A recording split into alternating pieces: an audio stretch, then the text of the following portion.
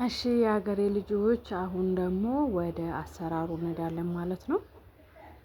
እኔ ለዛሬ የተጠቀምኩት ሁለት ሙዝ፣ አንድ አቮካዶ፣ አንድ እንቁላል፣ እርጎና ኮኮናት ዘይት ነው የምጠቀመው። በደንብ የበሰለ መሆን አለበት። ሙዙም አቮካዶም በደንብ የበሰለ መሆን አለበት ማለት ነው። እኔ እንደዚህ አድርጌ በሰሃን ላይ ቆራርጬ እንቁላሉም ምኑም ሁሉንም ነገር አንድ ላይ አድርጌ እፈጫለሁ ማለት ነው።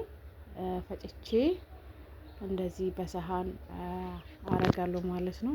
በደንብ ላም ማድረግ አለባችሁ፣ ፀጉራችን ላይ የሚቀር ነገር እንዳይኖር ማለት ነው። ከላይ ደግሞ ባለፈው ቤት ውስጥ የሰራሁት ዘይት አለ። እሱን አርጌ በምታዩት መልኩ በደንብ አርጌ አዋህደዋለሁ ማለት ነው። ላም ካለ በደንብ ላም አርገን ከፈጨን ለፀጉራችንም ወደ ውስጥ ማለቴ ወደ ቅላችንም በደንብ ይገባል። ሲቀጥል ደግሞ ይሄ አገዳው ላይ ፀጉራችን ላይ ምንም ነገር እንዳይኖር ያደርጋል ማለት ነው። በጣም ምርጥ፣ እኔ ፀጉሬ ሲደርቅ የምጠቀምበት ስለሆነ በጣም ምርጥ ውህድ ነው። ከለሩ ራሱ እንዴት እንደሚያምር እንደዚህ እያደረግን ፀጉራችን እንግዲህ ጤንነቱን መጠበቅ ይኖርብናል ማለት ነው። ቅባቱን አሰራሩን ድጋሚ እንዳሳያችሁ ከፈለጋችሁ አሳያችኋለሁ ማለት ነው። ሰላም ሰላም ውድ ሀገሬ ልጆች እንዴት ናችሁ? ደህና ናችሁ ወይ? ሁሉ ሰላም፣ ሁሉ መልካም። እኔ ጋር ሁሉ ሰላም፣ ሁሉ መልካም ነው። እግዚአብሔር ይመስገን። በያላችሁበት ለሁላችሁም እግዚአብሔር ሰላም ይብዛላችሁ እያልኩ ሼር፣ ላይክ፣ ሰብስክራይብ እንድታደርጉኝ እንድታበረታቱኝ እጠይቃችኋለሁ። እንግዲህ ሴት እህቶቼ አደራችሁን አበረታቱኝ፣ አግዙኝ እላችኋለሁኝ። በመቀጠል እንግዲህ ዛሬ ይዤላችሁ የመጣሁት ፀጉራችን ሲደርቅ፣ ለምሳሌ ንፋስ ራሱ ፀጉራችን ያደርቅብናል። ፀጉራችን እንዳይደርቅብን እንዳይነቃቀልብን ወይ ደግሞ እርጥበቱን ጠብቆ እንዲቆይ የሚያደርግልን ውህድ ነው። ብዙ ጊዜ ስራ ላይ ስንሆን እንዲሁም ደግሞ የሆነ ፀጉር ቤት ፕሮግራም ሲኖረን ፀጉር ቤት ለመሄድ ግድ ከሆነብን ፀጉር ቤት መሄድ አስፈላጊ ባይሆንም ግን ፀጉር ቤት ለመሄድ እንደዚህ ካክስ ለመሰራት ፕሮግራም ሲኖረን ነው እንጂ እኔ ስጀምር ፀጉር ቤት ራሱ መሄድ አለብን ብዬ አላምንም። ምክንያቱም አንዱ ፀጉራችን የሚጎዳ ነገር እሱ ስለሆነ ማለት ነው። ግን ግዴታ ከሆነብን መሄድ ካለብን ወደ ፀጉር ቤት ይሄንን መጀመሪያ አስቀድመን ተቀብተን ነው መሄድ ያለብን ማለት ነው። ሲቀጥል ደግሞ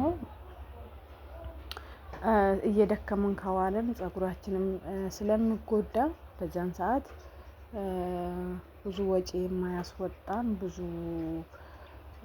የማይጎዳን ማለት ኪሳችን የማይጎዳ ስለሆነ እችን እየተጠቀምን ፀጉራችን ማንከባከብ ይኖርብናል ማለት ነው። ይሄ ውህድ ለኔ ፀጉሬ እንዲለሰልስ ደግሞ እንዳይሰባበር፣ በነገራችን ላይ ፀጉራችን ከለሰለሰና የማይሰባበር ከሆነ የማያድግበት ምንም ምክንያት የለውም።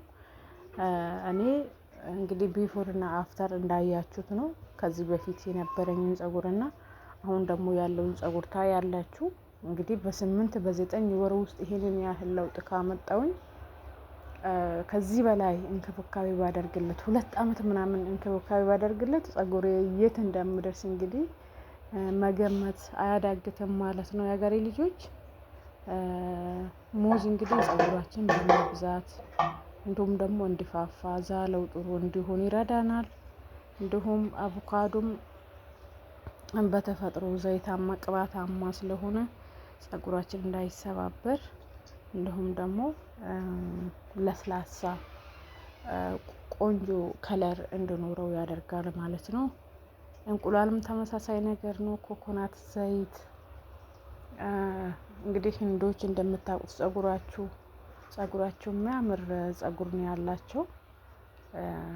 የምጠቀሙት አብዛኛው ኮኮናት ዘይት ነው ማለት ነው። ስለዚህ ይሄን ሁሉ አንድ ላይ አድርጌ ስንጠቀም በጣም ብዙ የሆነ ጥቅም ነው የምናገኘው ማለት ነው። ሁሌም እንደምናገረው እንግዲህ ውሃ መጠጣት ግዴታችን ነው። ውሃ ካልጠጣን ይሄ የምንቀባቸው ነገሮች ለፊታችንም ይሁን ለፀጉራችንም ይሁን ምንም ጥቅም የለውም ማለት ነው ከውስጥ ውሃ ከሌለ። ስለዚህ ውሃችን ከቻለን እስከ 3 ሊትር ካልቻለን ደግሞ 2 ሊትር ግዴታችን ነው ማለት ነው። ፀጉራችን፣ ፊታችን እንዲሁም የሆድ እቃችን ራሱ የሚጸዳ በእንደዛ አይነት መልኩ ነው ማለት ነው የሀገሬ ልጆች።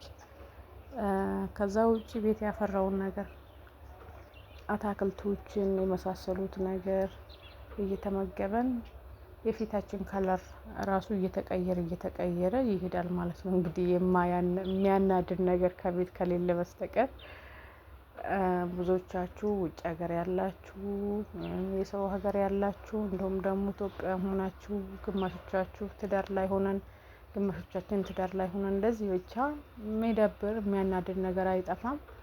ስለዚህ ንዴት ካለ ፀጉራችንም አያድግም፣ ፀጉራችንም ይበላሽብናል ማለት ነው።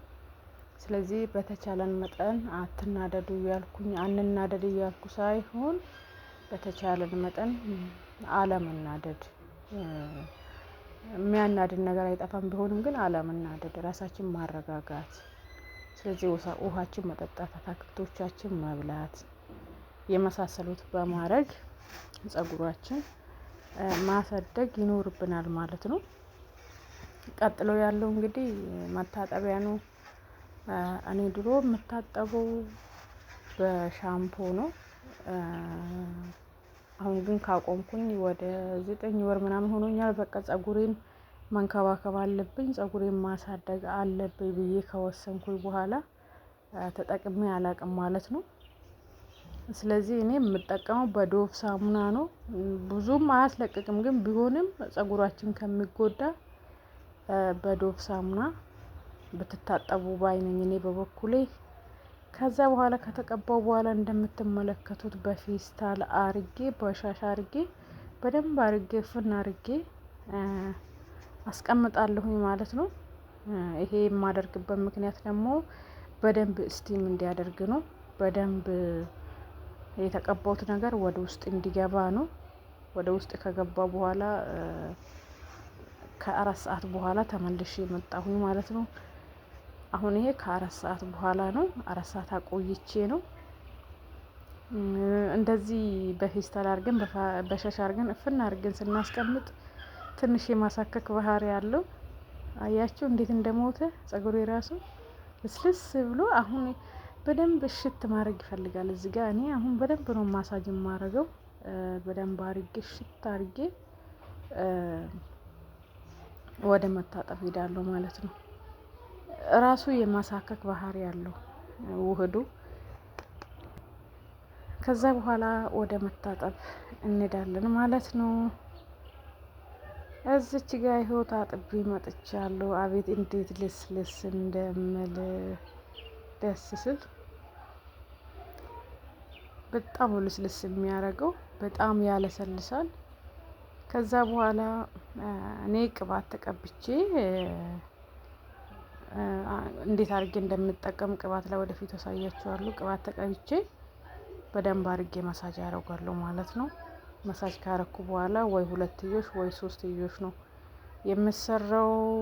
ስለተከታተላችሁኝ አመሰግናለሁ። በሌላ ቪዲዮ እስከምንገናኝ ደግሞ መልካም ቆዩልኝ፣ በሰላም ቆዩልኝ እላችኋለሁ። መልካም ጊዜ ይሁንላችሁ። አመሰግናለሁ። ቻው